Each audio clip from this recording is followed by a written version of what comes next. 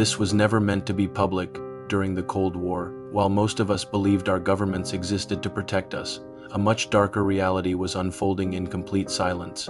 Canada, along with its closest allies, the United States and Britain, became part of a secret world of chemical warfare experiments. But these experiments weren't conducted on enemy nations. They were conducted on their own people. After World War II, fear defined everything. Military planners were utterly convinced that the next global conflict wouldn't start with bombs, but with invisible clouds of chemical or biological agents drifting silently through major cities. For them, the question wasn't if it would happen, but when, and so governments began to prepare in secret. In the United States, the Army Chemical Corps started releasing what they called tracer chemicals over American cities. Their goal was to study how airborne agents spread through an urban environment. Britain conducted its own secret dispersal experiments along its coastlines and in populated areas, and Canada was right there with them. In 1953, the city of Winnipeg became one of these unsuspecting testing grounds. Residents started noticing military trucks moving slowly through their neighborhoods, releasing a thick, white fog into the air. Children, thinking it was just smoke, played in it. People walked through it on their way to work or to the store. There were no warnings, no sirens blared. No evacuations were ordered. When asked, officials simply said it was harmless smoke, part of a routine test. But what they didn't say was that the fog contained zinc cadmium sulfide, a fluorescent compound used to track how tiny particles move through the air. This material allowed scientists to follow these invisible clouds under ultraviolet light. They could map how far they traveled, how long they lingered in the atmosphere, and where they eventually settled on buildings, in parks, and in people's homes. At the time, military scientists genuinely believed the substance was safe in small quantities, but it still contained cadmium, a toxic heavy metal that we know today can cause serious lung damage, even at low but prolonged exposures. Thousands of people inhaled it without ever knowing what it was. No consent was ever asked for. No medical records were kept to track their health. No long-term monitoring was even considered. And Winnipeg wasn't the only city. Across North America and Britain, similar tests were carried out in dozens of other locations.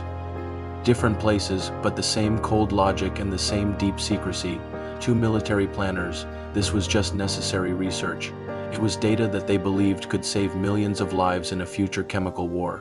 But to the public, it was an invisible gamble made on their behalf, without their knowledge or permission. All of this was hidden behind the thick veil of Cold War secrecy. The documents were classified top secret. The details of the experiments were buried deep in government archives.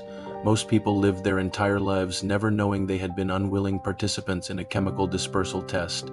It wasn't until decades later, when some of these files were declassified and determined journalists started connecting the dots, that the full story began to surface. The public reaction was what you'd expect. First, shock, then anger, and finally, a deep sense of confusion and betrayal. Some residents came forward with stories of lifelong respiratory problems and other unexplained illnesses. Scientists later reviewed the declassified data and concluded that the exposure levels were likely below what would cause widespread, immediate harm. But they also had to admit something deeply unsettling. There was absolutely no way to be certain. Too much time had passed. Too little data existed on the individuals exposed.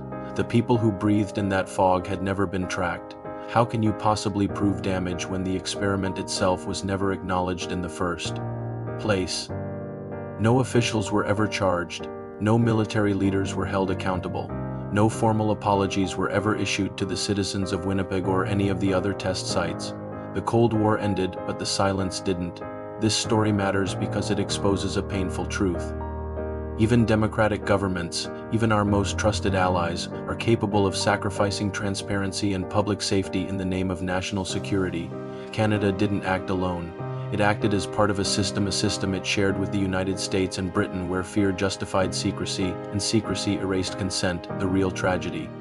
Here isn't just the chemical itself, it's the silence. The silence that allowed people to be exposed without knowing, the silence that followed when the truth finally began to emerge, and the silence that still lingers around these events today, because what this teaches us is that some of the most dangerous weapons of the Cold War weren't missiles or bombs. They were decisions made in secret rooms, far from public view. And once you learn that, you can't help but wonder how many more stories just like this are still buried, waiting to be found. If you enjoyed this video, follow my socials for short videos and full stories on YouTube. Like and subscribe.